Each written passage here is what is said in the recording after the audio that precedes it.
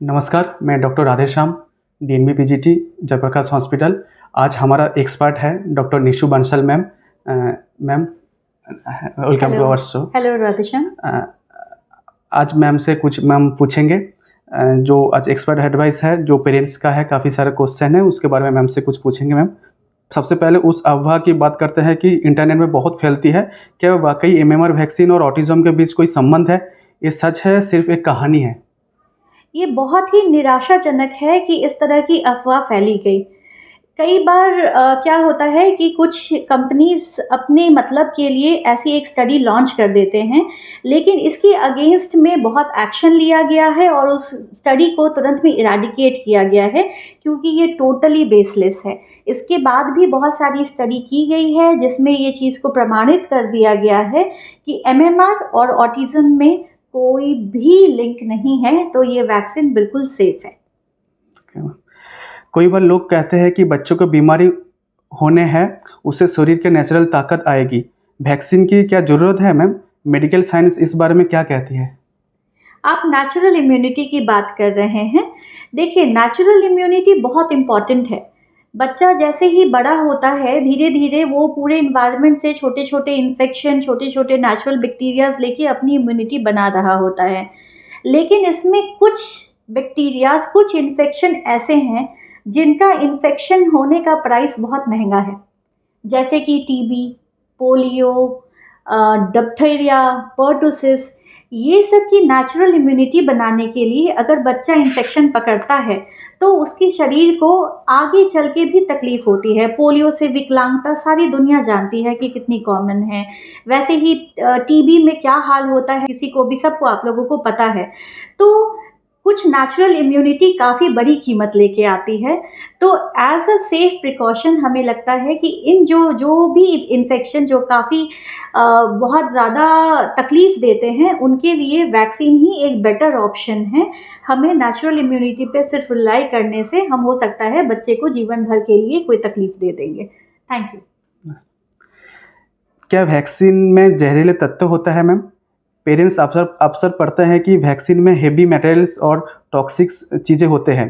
क्या है ये प्रिजर्वेशन एक छोटे से बच्चे के लिए खतरनाक होता है मैम? देखिए, मैं इस बात से इनकार नहीं करूँगी कि उसमें कुछ हेवी मेटल्स और प्रिज़र्वेटिव डाला जाता है, ताकि वैक्सीन सुरक्षित रहे। लेकिन उन वैक्सीन को सुरक्षित रखने के पहले काफ़ी ट्रायल्स होते हैं और मोर ओवर वो इतनी कम मात्रा में डाला जाता है, उससे कई गुना तो बच्चा डेली ले लेता है। कुछ भी दूध के थ्रू या कोई भी सब्जियों में, फल में, किसी भी तरह ले लेता है। जितना भी एल्युमिनियम या फिर फॉर्मल्डिहाइड जो प्रिजर्वेटिव के लिए यूज़ होता है, वो बहुत ही मिनिमल, मतलब चींटी के बराबर मात्रा में भी नहीं डाला जाता है। तो इसीलिए आप उसके लिए बिल्कुल निश्चिंत रहें, उसका कोई भी बच्चे पे टॉक्सिक असर नहीं होगा। इस बात की पुष्टि करके ही वैक्सीन मार्केट में लॉन्च की जाती है। मैम, एक बड़ा डर है कि जिस बीमारी से बचने के लिए टीका लगाया जा रहा है, कहीं बच्चे उसी बीमारी के चपेट में ना आ जाए। क्या ये मुमकिन है मैम? देखिए, ये कहानी कहाँ से शुरू हुई वो बताती हूँ। जो वैक्सीन होता है वो थोड़ा-सा थियरी है। वैक्सीन जो होता है वो हम लोग कैसे बनाते हैं, वो जो भी बैक्टीरिया या वायरस जिससे इन्फेक्शन होता है उसको किल कर दिया जाता है या उसको इनएक्टिवेट कर दिया जाता है और फिर उसको इम्यूनिटी बनाने के लिए हमारे ब्लड में छोड़ा जाता है। आप ये एश्योर्ड रहिए कि जो भी वैक्सीन हम लोग दे रहे हैं, उसके अंदर जो भी जंतु हैं वो इतने कमज़ोर हैं कि वो इन्फेक्शन नहीं करेंगे। लेकिन हाँ, वो एंटीबॉडी ज़रूर बना देंगे, वो बच्चे की रक्षा प्रतिरोधक शक्ति ज़रूर बना देंगे। तो इसमें हम लोग प्रायः तो अभी तक कहीं नहीं देखे हैं कि बच्चे को उससे इन्फेक्शन हो जाता है। ओके। मैम, अगर हमारे देश में पोलियो जैसे बीमारी लगभग ख़त्म हो चुके हैं, तो अभी भी बच्चे को इसका टीका लगाना ज़रूरी है? जो गवर्नमेंट बोलते हैं जो टीका लगाओ, तो ज़रूरी है क्या? हम इस स्किप ना कर सकते? ये बात भी सही है कि अब हमारे देश में ये बहुत खुशी की बात है कि हमारे देश में पोलियो के कोई भी मरीज़ नहीं मिल रहे हैं। लेकिन फिर भी पाकिस्तान, अफ़गानिस्तान जो हमारे नेबरिंग कंट्रीज़ हैं, वहाँ से हर दिन कितने ही रिफ्यूजीज़ आते हैं। वहाँ पे ये वायरसेस हैं, तो वो एक भी वायरस अगर अपने साथ लेके आ जाते हैं इंडिया में, तो फिर से ये रैम्पेंटली फैल जाएगा। इसीलिए हमारा प्रोटेक्शन, हमारा शील्ड स्ट्रॉन्ग होना बहुत ज़रूरी है। ओके। इसीलिए पोलियो वायरस का वैक्सीन तब तक नहीं हटाया जाएगा जब तक जो है सारे नेबरिंग कंट्री, सारे ग्लोबली ये पूरा निल हो जाए, इराडिकेट हो जाए, तब तक। Yes ma'am, yes ma'am. क्या एक दिन में बच्चों में कोई कई सारे इंजेक्शन देना उनके नन्हे से इम्यून सिस्टम को लिए भारी पड़ सकता है? क्या उनका शरीर इसे झेल पाता है? बिल्कुल झेल पाता है। देखिए, बच्चे जो बॉर्न होते हैं वो ज़ीरो इम्यूनिटी के साथ बॉर्न होते हैं और जो है लेकिन उनका इम्यून सिस्टम बहुत रोबस्ट होता है। तो अगर हम लोग उनको जो वैक्सीन देते हैं एक साथ 2 डोज़ 3 डोज़, वो उस समय के लिए ज़रूरी होता है, नहीं तो क्योंकि उस समय पे वो रिस्क पे जा सकते हैं। वो एज ग्रुप ही होता है जब ये सब बीमारियां ज़्यादा पकड़ती हैं, इसीलिए उस समय पे हमको उनको एक साथ 2-3 डोज देने पड़ते हैं। लेकिन हमें ये भी कॉन्फिडेंस रहता है क्योंकि बच्चे का न्यू बॉर्न और जो छोटे बच्चे हैं उनकी इम्यूनिटी इतनी रोबस्ट है कि वो उसको कोप अप कर लेगी। और एक बहुत ही अच्छी बात ये है कि अगर आप देखें तो आपका बच्चा दिन भर में तो उससे ज़्यादा जो है इन्फेक्शन पा लेता है। जितना हम वैक्सीन से दे रहे हैं डोज में, उससे ज़्यादा तो वो 10 चीज़ें मुंह में लेता है, उससे ज़्यादा इन्फेक्शन पाता है। तो अपने बच्चे की इम्यूनिटी पर विश्वास रखें और हमारे वैक्सीन्स पे भी विश्वास रखें। Yes ma'am. मैम, कुछ पेरेंट्स चाहते हैं कि टीका के बीच लंबा गैप रखें या शेड्यूल उसका थोड़ा आगे बढ़ा दे ताकि बच्चों को एक साथ ज़्यादा दर्द ना हो। क्या इसे करना सुरक्षित है? मुझे बिल्कुल नहीं लगता, या हम लोग में से कोई भी साइंटिफिकली ये नहीं बोल सकते कि ये सुरक्षित है।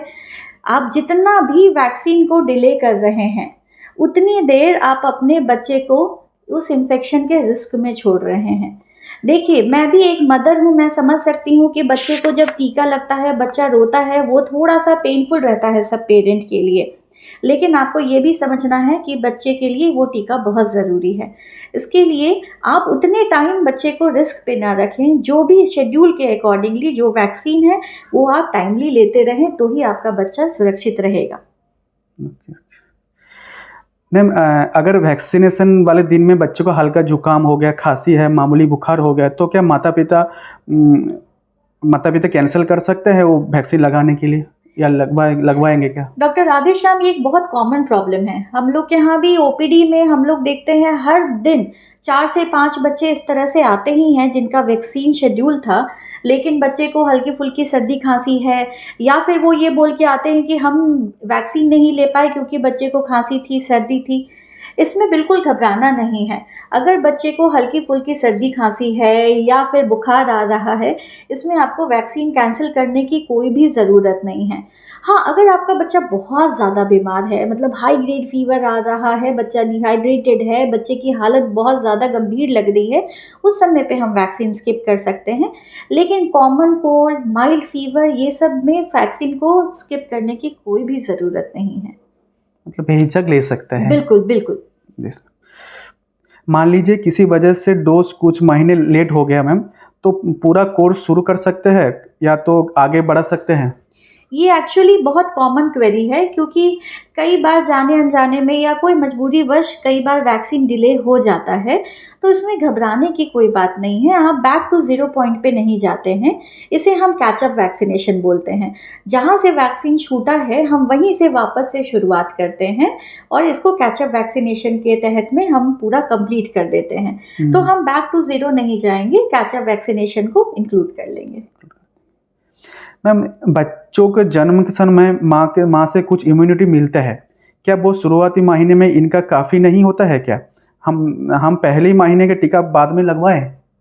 ये एक्चुअली देखिए, ये बिल्कुल सही है कि माँ जब प्रेग्नेंट होती है तो गर्भावस्था में माँ की जितनी भी इम्यूनिटी है वो बच्चे को प्रदान होती हैं। लेकिन ये जो भी इम्यूनिटी है वो उसको उस गर्भावस्था में प्रोटेक्टेड रखती है। जैसे ही बच्चा पैदा होता है, वो जो इम्यूनिटी है उसकी लाइफ बहुत ज़्यादा नहीं है, वो धीरे-धीरे फेड होने लग जाती है। इसीलिए हमको जो है उसको वापस से वैक्सीन दे के रोबस्ट करना पड़ता है। नहीं तो बच्चा तो ज़ीरो इम्यूनिटी के साथ बॉर्न हो रहा है, बच्चे में फिर इन्फेक्शन का बहुत ज़्यादा रिस्क होता है, उसकी फाइटिंग कैपेसिटी बहुत ज़्यादा नहीं होती है। इसीलिए हमें वैक्सीन देना पड़ता है, क्योंकि माँ की जो भी रक्षा प्रतिरोधक शक्ति, जो भी एंटीबॉडीज़ आ रही हैं, वो धीरे-धीरे फेड डाउन हो जाती हैं। जी, जी। मैम, टीका लगाने के बाद कोई लक्षण नॉर्मल है और कौन सा खतरे में है, निशान है, जो माता पिता का तुरंत हॉस्पिटल भागना चाहिए? देखिए, वैक्सीन लगाने के बाद ये अंडरस्टैंडिंग रखनी ज़रूरी है कि थोड़ा मोड़ा फ़ीवर आएगा ही बच्चे को। हो सकता है कि जहाँ पे इंजेक्शन दिया है वहाँ थोड़ा-सा लाल हो जाए या फूल जाए, ये सब चीज़ें होती हैं प्रायः, जो 2-3 दिन में खुद ब खुद ठीक भी हो जाती है या ज़्यादा से ज़्यादा उसमें पैरासिटामॉल देने से ठीक हो जाता है। लेकिन अगर आप कभी भी देख रहे हैं कि बहुत हाई ग्रेड फ़ीवर आ रहा है, 103, 104 बुखार जा रहा है, बहुत 3 दिन हो गया, 5 दिन, 3 दिन से ज़्यादा मतलब 5 दिन, 6 दिन तक बच्चे को तकलीफ़ हो रही है, या फिर आपका बच्चा पूरा सुस्त हो गया है, या उसको कोई झटके आ रहे हैं, आप कोई बॉडी में एबनॉर्मल मूवमेंट देख रहे हैं, इस तरह का कुछ भी आप देखते हैं तो आपको तुरंत हॉस्पिटल में जाना है। ऑल्दो इस तरह के इंसिडेंसेस बहुत ही रेयरली डॉक्यूमेंट होते हैं। हम लोग मोर देन 99% टाइम यही देखते हैं कि हल्का-फुल्का बुखार, थोड़ा-सा सूजन या रेडनेस रहती है, जो प्रायः 2-3 दिन में खुद ब खुद ठीक हो जाती है। Yes ma'am, yes ma'am. Ma'am, क्या वैक्सीन 100% गारंटी देती है? क्या इसे इसे हो सकता है कि पूरा टीकाकरण होने के बाद भी बच्चे को बीमारी हो जाए? इस सवाल पे मैं भी एक सवाल पूछ रही हूँ। आप अगर अपने बाइक से हेलमेट पहन के जा रहे हैं, तो क्या आपकी गारंटी है कि आपका एक्सीडेंट नहीं होगा? बोलिए राधेश्याम। हो सकता है। हो सकता है। हेलमेट इसलिए पहनते हैं ताकि अगर जो है, एक तो जो है पहले ही दूर से लोग समझ जाएँ कि ये हेलमेट पहना है, इसको मारने का फ़ायदा नहीं है। दूसरा, बहुत हाई इम्पैक्ट गाड़ी ही आपको लगेगी।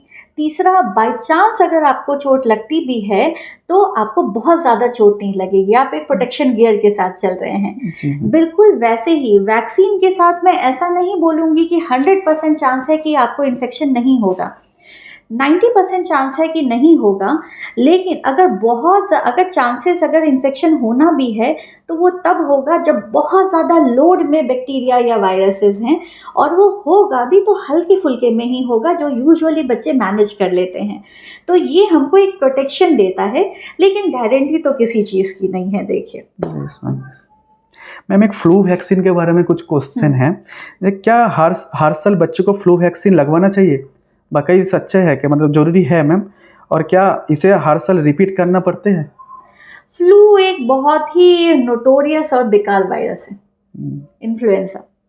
वो इतना इतना नोटोरियस है कि वो हर साल अपना चोला चेंज कर लेता है। सबसे बड़ी प्रॉब्लम ये है, वो हर साल एक नए रूप में आता है। बस यही एक वजह है कि हमको हर साल उसके हिसाब से एक नया वैक्सीन क्रिएट करना पड़ जाता है।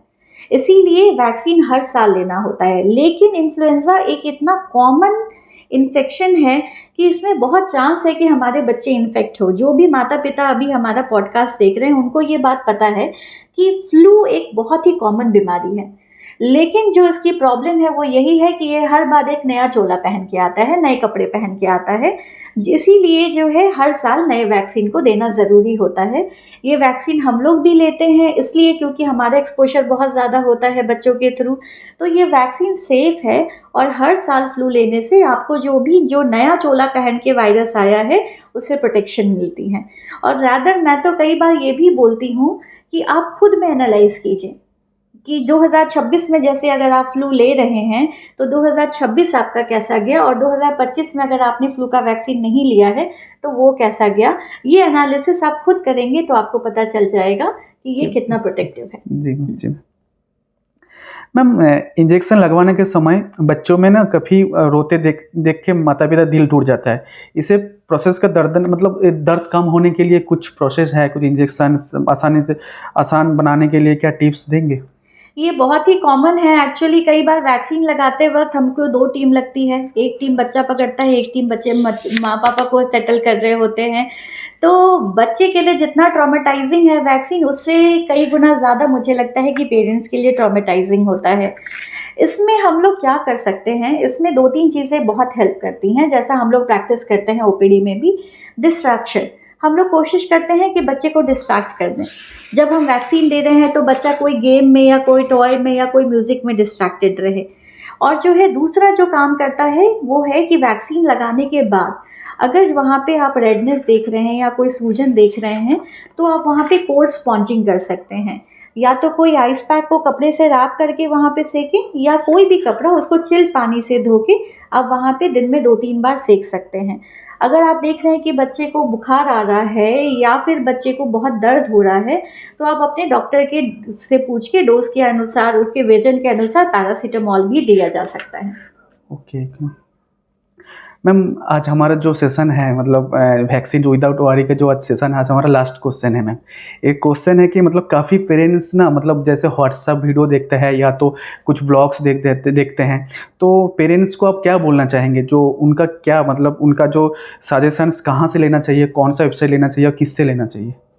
एक्चुअली व्हाट्सएप की एक यूनिवर्सिटी स्टार्ट हो गई है मुझे लगता है, जिसमें कई सारे अनसाइंटिफिक चीज़ें, बहुत सारी चीज़ें हैं। हमारे पास भी ओपीडी में पेरेंट्स बताते हैं, जो सुन के बहुत ताज्जुब होता है कि ऐसी-ऐसी चीज़ें भी, इस तरह के मिथ्स को भी प्रमोट किया जा रहा है। तो इसके लिए आपको बस एक ही स बात समझनी है कि आपको अगर अपने बच्चे को प्रोटेक्टेड रखना है, उस कंडीशन में आपको अपने डॉक्टर की सलाह ही माननी है। या फिर अगर आप कुछ ऑनलाइन व्लॉग्स देख रहे हैं, तो वो ये देखिए कि वो वेरिफाइड डॉक्टर्स के ही व्लॉग को देखें, ताकि जो है आपको एक साइंटिफिक नॉलेज मिले, साइंटिफिक इन्फॉर्मेशन मिले।